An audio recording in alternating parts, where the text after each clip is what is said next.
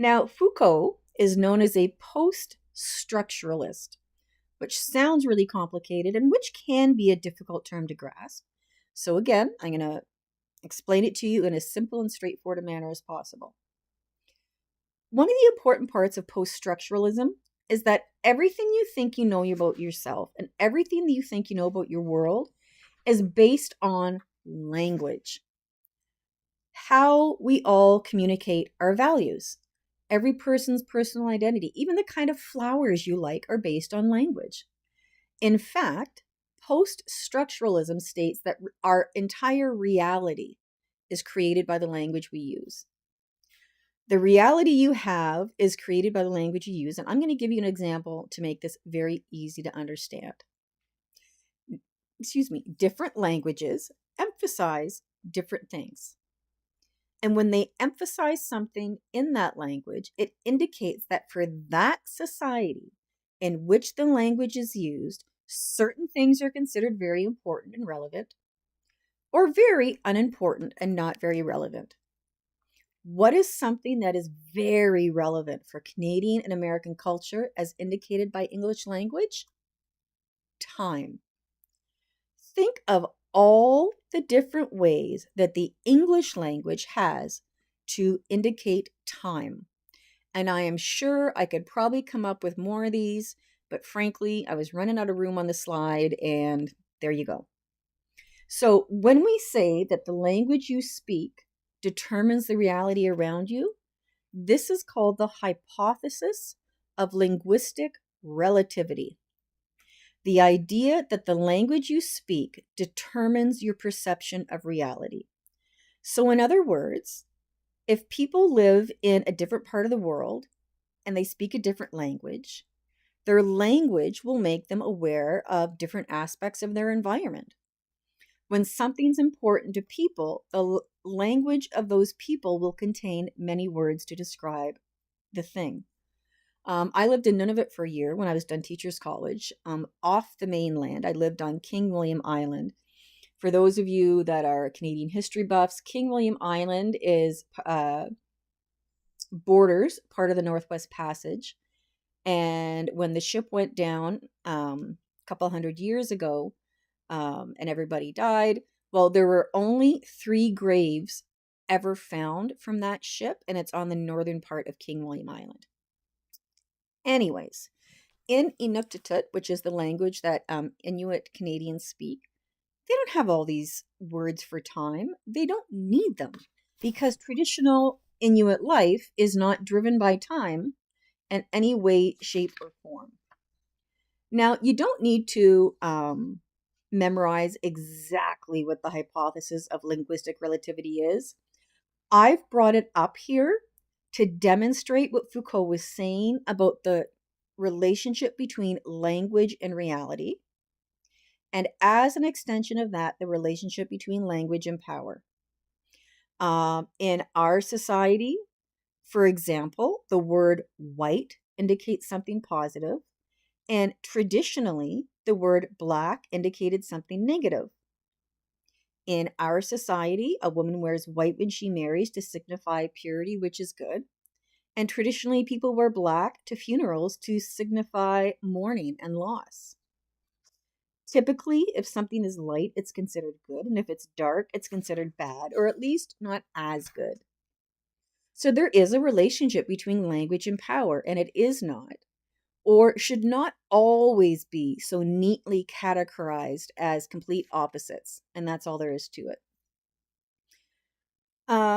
Because Foucault acknowledged that our social world, our reality, is not that exact.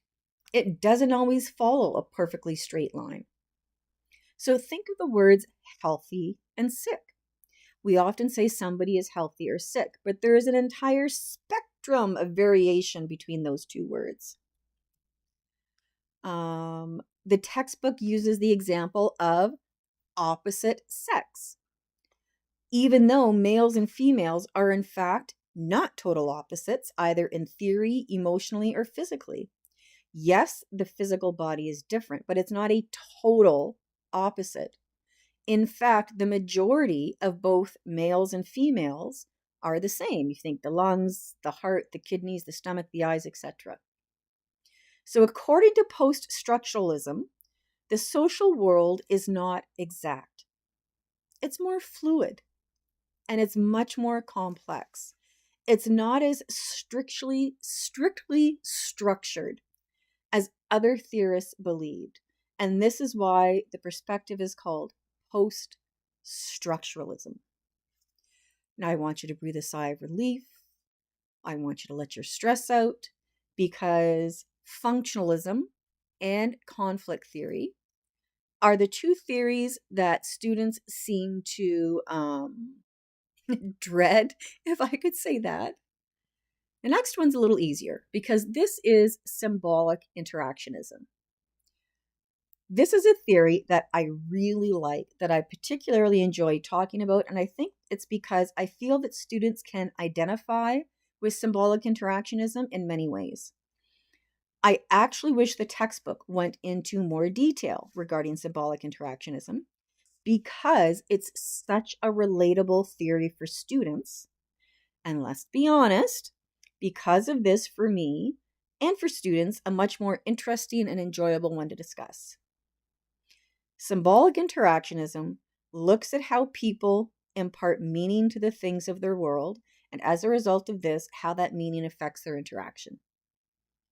This is all about socialization, and it examines how various aspects of our social life convey meaning and thereby either assist us in our communication or make it more difficult for us to communicate. So, symbolic interactionism. Somewhere beside the word symbolic, put in brackets or highlight and put meaning, because symbolic interactionism, when they talk about symbols, they mean meaning. So don't get that term symbol trip you up. Now, this is George Herbert Mead, or as I like to say, another old white guy.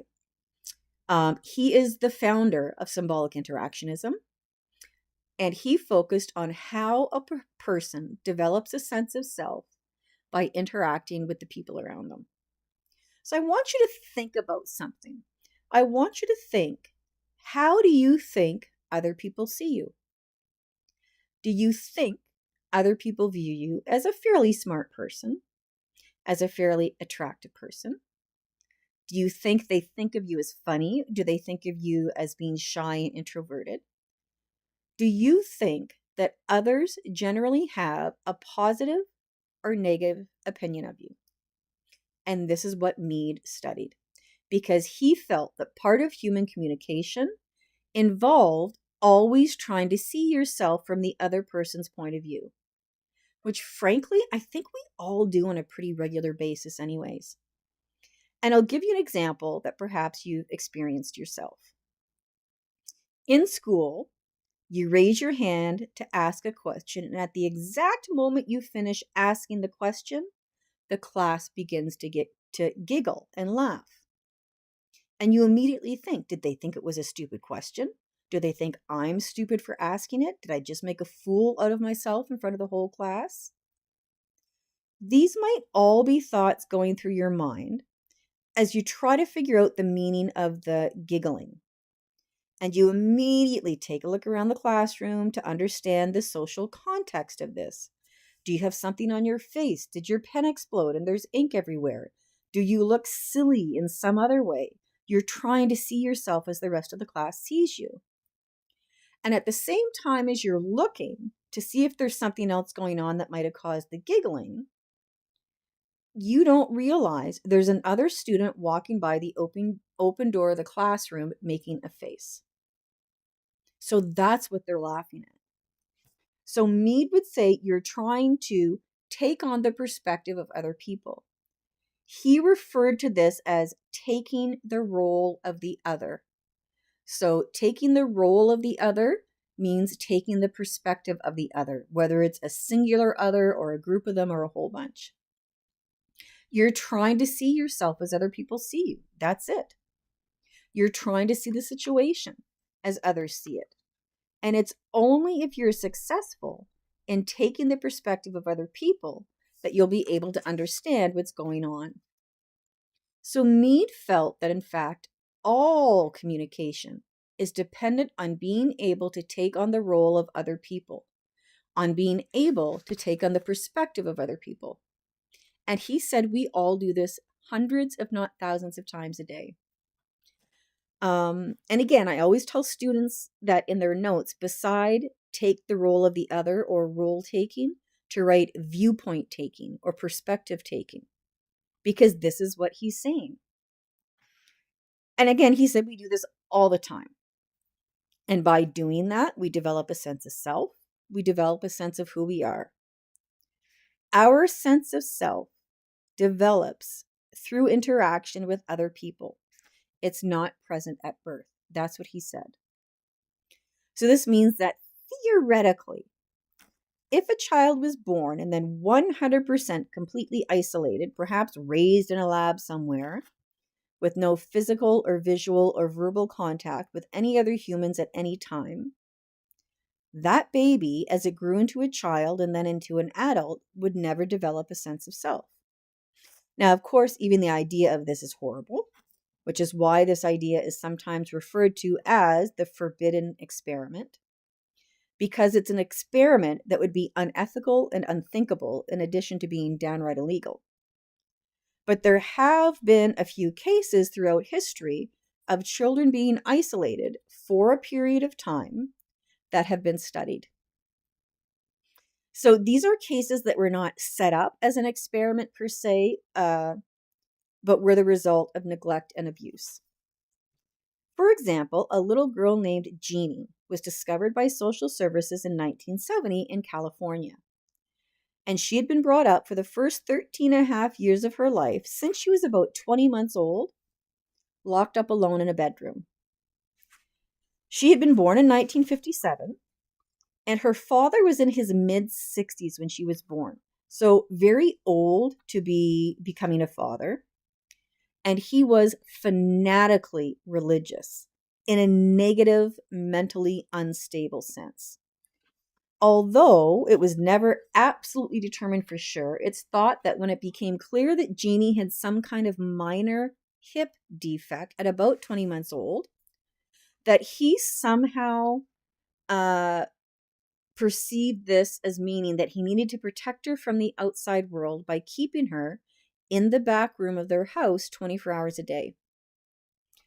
Jeannie's mother, who was quite a bit younger than her husband, had severely limited vision. She was legally blind but could see a tiny bit. She was also developmentally delayed, and she was completely under the thumb of her much older husband, who was abusive to her. The only reason Jeannie was discovered by the authorities in 1970 was because her mother took Jeannie with her to a social services office to inquire about a problem with her welfare check. And of course, the workers saw her there and immediately called the police, which led to Jeannie being immediately removed from her parents' care and taken to the local children's hospital, where she lived for several months before being placed in a foster home. And I want to point out the fact that her mother brought Jeannie with her, with the way she was, that in itself tells me her mother was not all there mentally speaking, because with this being the situation, you would think she'd want to hide it and not be charged with child abuse. So it was eventually discovered that not only was she kept in this one room at the back of her house, but her parents and a brother who lived there interacted as little as possible as they could with her. The window in the room was covered. Food was placed in the room and left there. So she had little to no interaction for over a decade. And this provides a very sad, unfortunate example of what might happen to a person who does not have the benefit of social interaction to support their development. Now, if you Google feral child or wild child, there are actually several cases of children being raised in isolation, of living with various kinds of animal for various lengths of time. So it's worth taking a few minutes and looking this up online. And there's also a few documentaries about genies specifically on YouTube that I think you'd find very interesting. This book, Genie, A Scientific Tragedy by Russ Reimer, I've read the book and it's very, very good. It's not an academic approach. It's just telling Genie's story overall.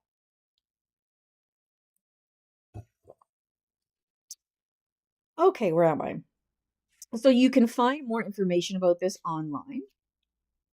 But of course, to actually set up an experiment and test the effects of social isolation, the effects of a lack of interaction on the development of a sense of self is not possible. Completely unethical in every way you can possibly think. Symbolic interactionism continues to be one of the main sociological theories that is widely studied, and it's based on a few things and a few basic principles. One is micro level communication. All this means is that symbolic interactionism likes to focus on smaller scale interaction. Now, remember, both functionalism and conflict theory take a much larger macro scale approach, but unlike them, SI focuses on smaller things, which I think makes sense since it's focused on communication and interaction. In addition, symbolic interactionism focuses on subjective meanings. In other words, it focuses on how we attach meaning to things. In every person's world, every person's personal reality is constructed through meanings that they themselves develop through their social interaction through the process of socialization. So, symbolic interactionism focuses on what it refers to as symbols like language, gestures, written symbols. And it says that without all these symbols, all of us would be no different from the animals. We wouldn't be able to coordinate our actions. We would be unable to make plans for the future. Your behavior toward things in your life, personally and in wider society, is based on the meaning you personally attach to them. We all personally attach meanings, our own meanings to everything. And then you act based on your own personal meanings. So, for example, if I said to you, aunt, not the little crawly ant, but AUNT, like aunt and uncle, you're immediately going to have certain meanings or maybe even certain visualizations pop into your head. For me, I immediately think of my Aunt Jill. Uncle, I immediately think of my Uncle Keith. Teacher, I might immediately think of a few teachers I've had that I really quite liked. Mrs. Watmore teaching me history, that sort of thing. If I think of the words wife and husband, everybody has different meanings that they attach to those words. And those two words in particular, I have to say, in particular, I find particularly interesting. That's not very good grammar, because to me, the words wife, husband, and marriage are three words that evolve quite noticeably as you get older. Now, this is going to sound like a joke, and it can be a joke, but I'm not making a joke. The words wife, husband, and marriage tend to have very different meanings when people are married happily, if they're married unhappily, or once they get divorced.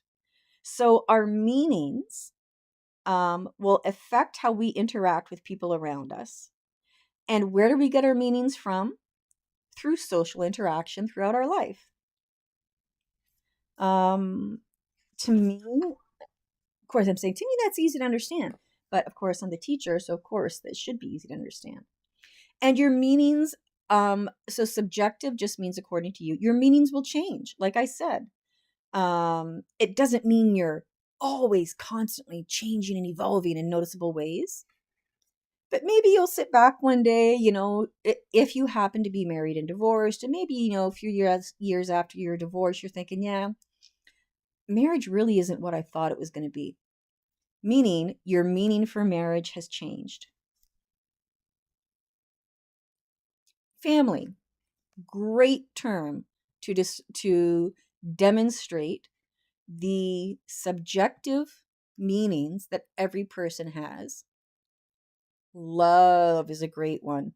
Um, just off the top of my head, um, love changes quite significantly, your meaning for love as you get older. Monogamy is a great one. I've had some great class discussions about what it does or does mean to be monogamous. Do you think being monogamous means not texting with somebody if you're in a relationship or married or whatever it is? Does it mean not kissing somebody? Can you talk about certain personal, intimate details with a person without violating another relationship? So, monogamy is a great one too. Um, I'm going to give you some more examples to demonstrate this. When you think of dating, believe it or not, this is me in kindergarten. Oh, I wish my hair was still that light. If you talk to a little kid in kindergarten and ask them, what does it mean to go out on a date? Do you ever see those videos on YouTube sometimes and they ask kids questions about when adults go on dates, what do they do? You're going to have one answer to this, right? And then as you get older, your answers are going to change. I went on my very first date when I was in grade 7. This is my grade 7 picture. Keep your comments to yourself about the hair. I swear this was a cool hairstyle. So imagine this grade 7 girl who's just becoming interested in something more than friendship. I have very, very clear memories of this when I was in junior high. We went to see this movie called Fright Night. You can click on the link if you like on the PowerPoint and go to a commercial for Fright Night. This would have been 1985, maybe 84. So don't expect anything too impressive. So we walked to see this movie, Fright Night, which was pretty cheesy. And we were with some other people as well. And then when we left the movie theater, we walked home separately, even though we lived very, very close to each other. At the time, I had it in my head what it meant to be interested in somebody beyond friendship, for what a date was. Now jump ahead in time. Okay, so that's the grade 7 date. I want you to jump ahead in time. This is me in grade 12. Yes, it was the 80s still. We puffed up our hair. And imagine going on a date in grade 12. Your meaning or expectation or how you define a date in grade 12 compared to grade 7 is going to be very, very different. Now, imagine that person in their 4th year of university in the same situation, or at age 30 going on a date. Do you think a person's definition, that their meaning for what a date is and what it should be, for what a committed relationship is and should be, for what love is and should be, is different at age 30 compared to that person in grade 7 or grade 12 or even their last year of university? Absolutely. Now, imagine that person at age 44, divorced a few years, living on their own, getting back into dating. And that's how old I am in that picture. Do you think my meaning for dating and a committed relationship would have evolved further after being married for 10 years and then divorced? Of course it does. Of course it did. This is what symbolic interactionism means when they say that our meanings determine how we make sense of and interact with the world around us. Now, something else that symbolic interaction stresses is that people have agency. All agency means is you have the ability to make choices. You have the ability to make decisions, to behave intentionally, So having agency means you can be proactive, not just reactive. You don't just walk around with absolutely no choice with how you interact with things in your life. You have the capacity to act independently, to determine at least some aspects of our own lives. Are human beings in many ways predictable? Do we tend to like to stay in a rut? Abso-freaking-lutely. The fact that human beings tend to be predictable and to react in similar ways lets us make predictions about human behavior. So, getting back to the previous examples I used about the education system and a lower status child and their likely educational experience compared to a higher status child and their likely educational experience, we can predict what the likely outcome will be for both of them. Now, we can't state with certainty what their educational experience will be.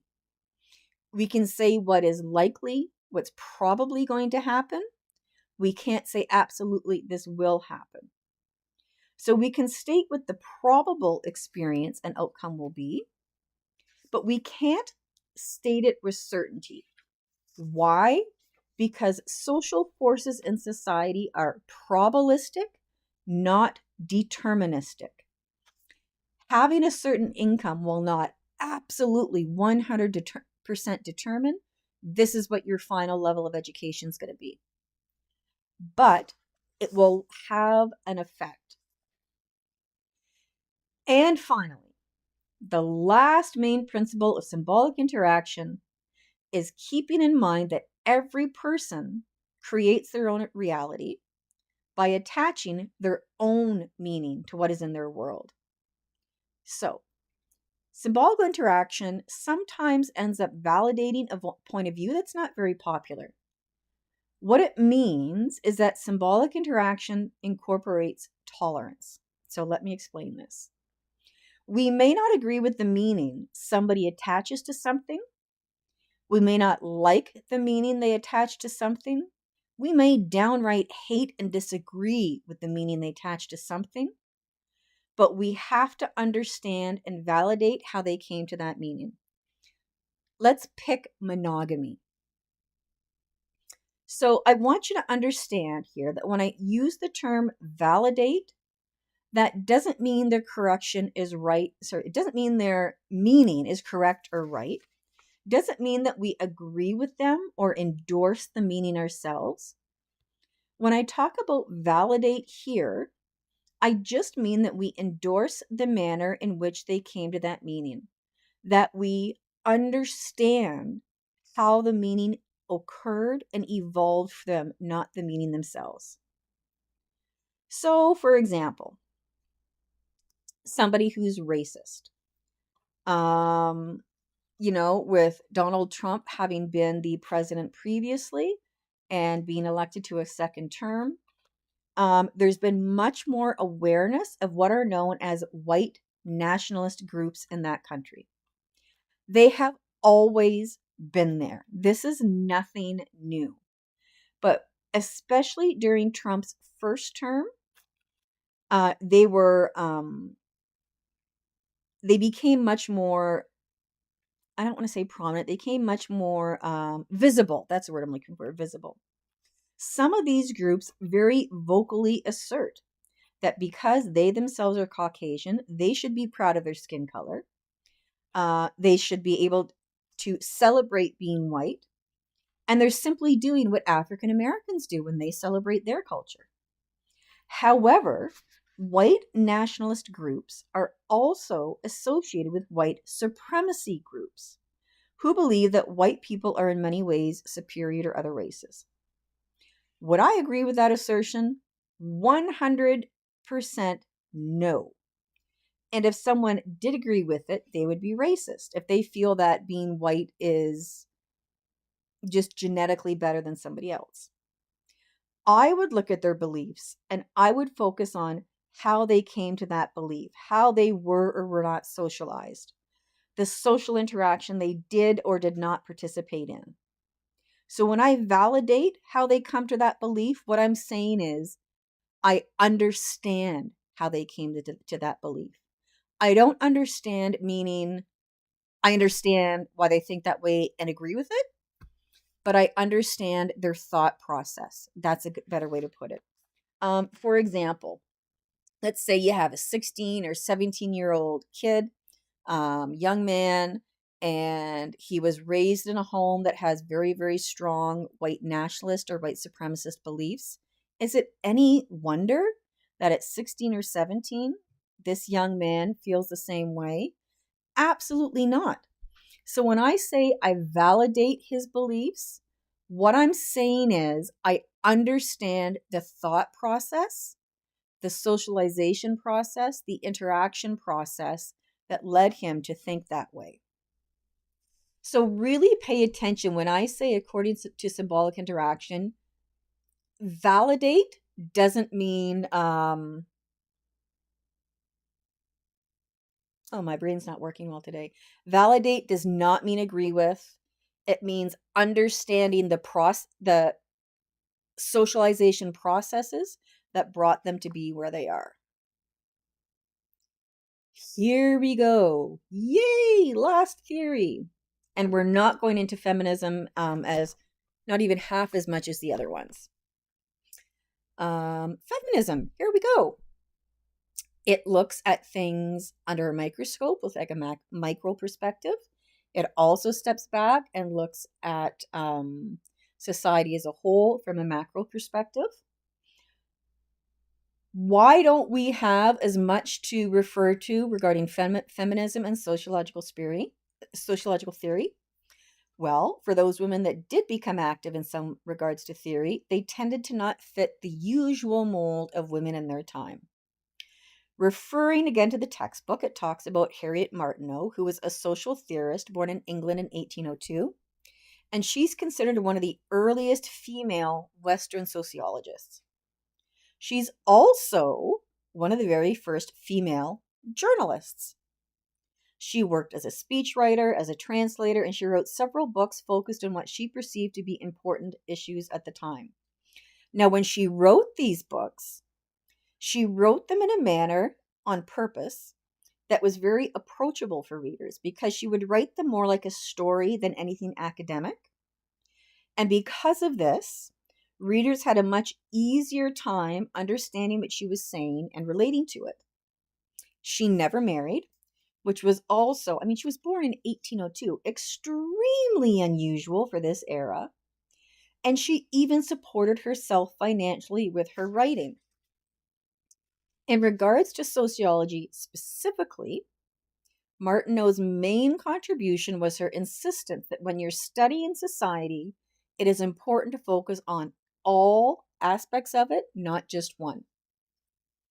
So she really emphasized the importance of taking into consideration political issues, religious issues, how some social institutions in society affected some people and vice versa. And she herself stated, quote, "When one studies a society, one must focus on all its aspects, including key political, religious, and social institutions," end quote.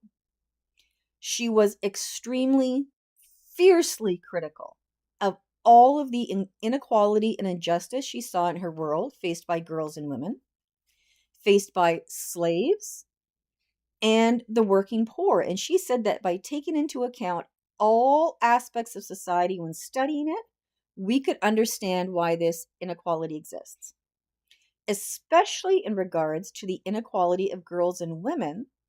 She believed that in order to understand their position in society, in order to understand women's status in society as being lower to that of man, it would be necessary to thoroughly analyze society as a whole.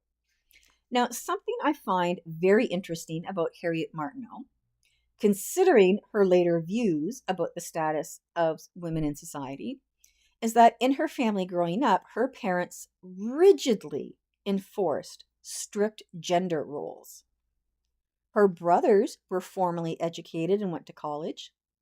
She and her sisters were not. And instead, they were expected to learn domestic work. And this really was a formative experience for her. She bucked all traditional gender expectations and wrote extensively about gender inequality. So she was self-taught. By all accounts, was a voracious reader from a young age. And actually, when her father's business ventures later failed, she helped support the family as a working writer. So a far stretch from the way she was raised. Um, and she's widely regarded as one of the first feminists in our world. And just as a side point, I can't help but when I read about her, that she would have been a really interesting person to meet and have a conversation with. Very intelligent, very gutsy to have the views she did for the years in which she lived, and very gutsy to earn the way to live the way she did, unmarried and earning a living. So it was not until the 1960s that sociology as a discipline really felt the impact of feminist writers, and that was largely due to the women's movement at that time. In the 60s, there was a surge of feminism, of women who strongly supported total equality in various ways. So they didn't just feel this way, but they were active in trying to effect positive change in society. And this is important to realize. So it isn't just that these ideas of inequality, gender inequality, were spreading and gaining support. Theoretically speaking, more and more women from all walks of life were actually organized and actively protesting, actively lobbying the government, and joining women's organizations to bring about substantial and effective change in society regarding the rights of women overall. And they wanted an entire range of changes, of reforms to occur. For example, regarding equal pay for the same work, reproductive rights regarding the right to safe abortion procedures, for legal change to be enacted against sexual harassment and sexual assault and sexual violence, for legal changes to be made regarding domestic violence, for more consideration to be given for better maternity benefits for working women in terms of time for maternity leave and better economic benefits during leave. And that's just a quick nutshell. There's a whole lot more going on as well. From a certain perspective, a lot of people observed the women's movement of the 1960s as a revolution of sorts because of everything that occurred in that decade in all a relatively short period of time. This was a single decade, 10 years. And I'm going to give you a quick snapshot of what feminists did in the 60s and what occurred. And whether you're male or female, yes, some of what occurred, I would say all of what occurred, does affect you directly. Early in the decade, in 1963, a very, very famous book was published called The Feminine Mystique by Betty Friedan. And the main idea of this book was that women were unhappy being in a position unequal to man, and that instead of being these happy little housewives, completely fulfilled looking after their husbands and children in the home, wanting nothing more out of life than that, they actually were not happy. They were not happy or fulfilled or satisfied. Women were not content to be subservient to men financially, physically, or intellectually. The book stated that many women were not content to be homemakers.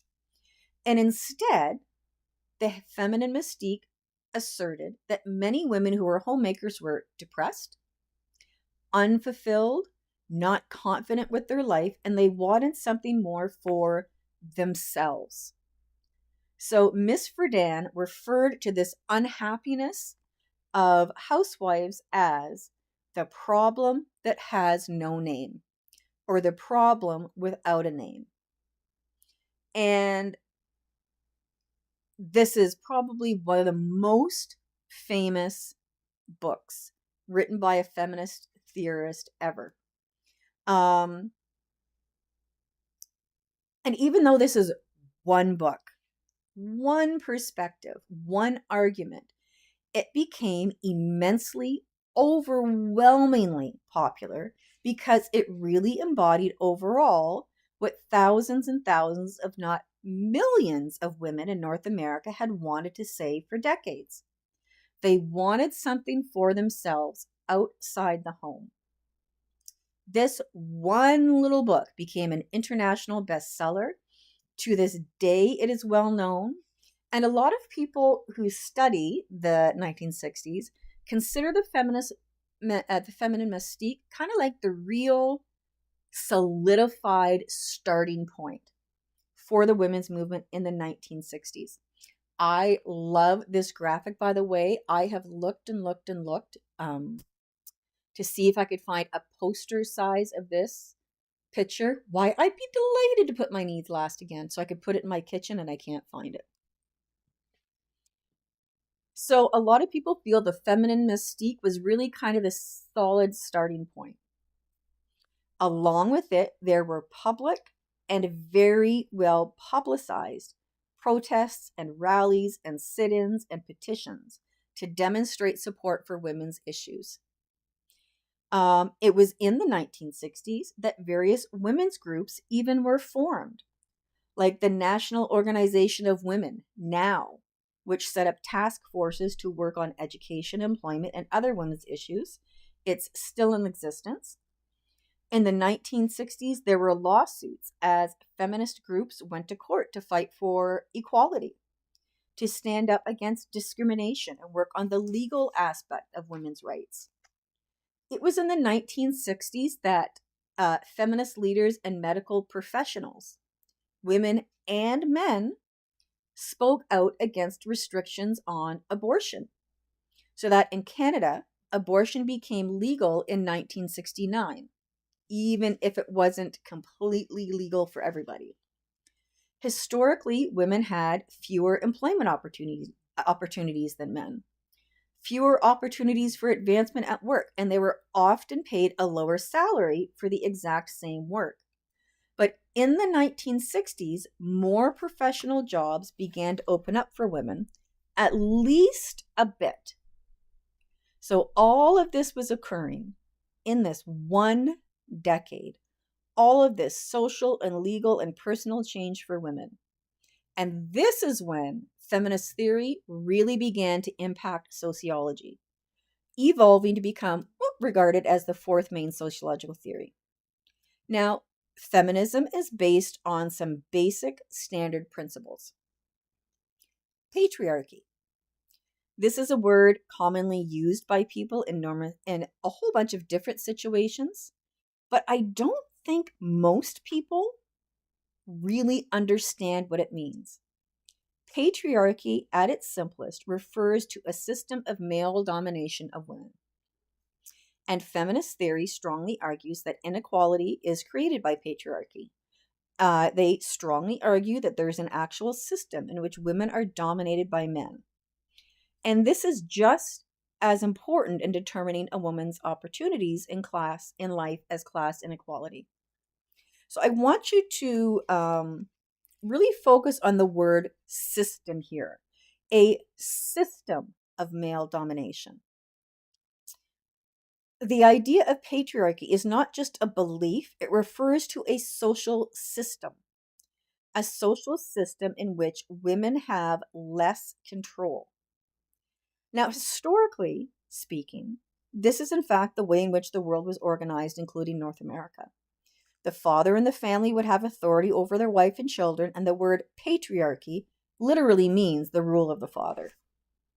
Of course, that has changed over the centuries and over the decades, but these ideas and this system is not as old as you might think. And I'm going to give you a personal example. I was born in 1971. You might think that was like ancient history. It's not. It was only 53 years ago. And at that time, with me being her fourth child, my mother decided she didn't want to have any more kids, and my dad was in agreement with her. So before leaving the hospital after giving birth to me, she decided to have her tubes tied so she wouldn't have any more kids. The hospital would not do so until they had my father's signature, indicating he was aware of this and agreed. So I want you to think about that. You want to get your tubes tied, and the doctor will not consent to it unless they have your husband's permission. That still blows me away, and that was just 1971. Feminism pays a lot of attention to power and social convention. What this means is that patriarchy, this system of domination, is created by the powers of structure and convention. So it's not the actual physical, biological differences between men and women that creates inequality for women. Instead, it's the social structures of society, legal structure, political structure, economic structure, etc., that ensure men have more rights than women. So think back to what I just spoke about, that women lobbied for during the 1960s: equal work for equal pay. That would involve social institutions that were both economic and legal. Advocating for ending sexual harassment would be affected by legal and religious and cultural and family and educational social institutions, among others. So when feminist theory talks about power and social convention, what it means is social structures in society that support and maintain and generate male domination and female subordination, systematic control. So, for example, this is a picture from March 20th, 2018. And this was during Trump's first term. What is missing from this picture? Any notice of any woman with a seat at the table. And I don't just mean on the side of Saudi Arabia. I'm also talking about the United States. Not a single woman is there as part of the power structure. Now, as I've already said, another principle of feminist theory is that it takes a micro level focus, looking at smaller scale interaction. And it also looks at social structure and larger social institutions. I just want to make sure you understand that. And of course, a basic principle of feminist theory is gender inequality. Now, keep in mind that gender is a person's feeling of being male or female. It does not refer to biology. It is your social identity. And gender inequality refers to the idea that men and women are not viewed as equal in society. Feminist theory's focus on gender inequality refers to how existing patterns of gender inequality can and should be changed, not just to benefit women, but to benefit all of society. And there are many examples of gender inequality in the world. In many countries, girls are not provided the same educational opportunities as men, so that it's estimated that women make up more than 2/3 of the people in the world who are illiterate as adults. The courts in some countries automatically grant custody rights to the father, and women are left without any means of financial support. In some countries, sexual assault laws do not apply to married couples, leaving women exposed to sexual subjugation. So, for example, in most Middle East countries, they're governed by religious ideals, and as a result, gender inequality is especially pervasive. Men are typically viewed as superior, which means if they want to, they can divorce their wives very easily, but women cannot request a divorce. For example, in Lebanon, if a woman is abused by her husband, she does not have the right to file for divorce unless there is an eyewitness willing to testify that they actually saw the physical abuse take place. Even in North America, feminists would point out that female political participation is well below that of males. There continues to be occupational segregation by gender. There continues to be sexual discrimination in employment. And there continues to be a pay gap in some jobs regarding differences in what men and women pay for the same work. Women continue to be much more susceptible. Let me try that again. Susceptible to violence in relationships than men are. So this is feminist theory overall. It's not that we forget. I don't think that we as women or men in Canada are able to appreciate truly the position of women in other parts of the world. So let's summarize this introductory lecture for you. I talked about what sociology is, the systematic study of society. Sociological imagination, how you are connected to everything in society, what came before you, what's going on now, what will be in the future. I briefly summarized functionalism. Everything is the way it is in society because it's functional, according to this theory. Emile Durkheim and his idea of suicide. We had conflict theory, where I discussed Karl Marx, rooted completely in economics. Weber said, I don't disagree with you, Marx, but I'm going to widen our perspective a bit. Gramsci widened it further and talked about culture and how that's used to dominate society. And then we had Foucault, who widened it even more and said, you know what? Inequality and power can result even from something smaller like language, which is post-structuralism. Then I talked about symbolic interactionism and George Herbert Mead and his idea that we're always trying to take the point of view of other people. And feminism, Harriet Martineau, which would have been a great woman to sit down and have a cup of tea with, one of the first early sociologists, and the 1960s. And there we go. Let me get back to the last slide again. And that is your introductory lecture. If you have any questions at all, don't hesitate to email me and let me know. I will clarify everything for you as much as I can. And please don't forget to do the quiz for this week.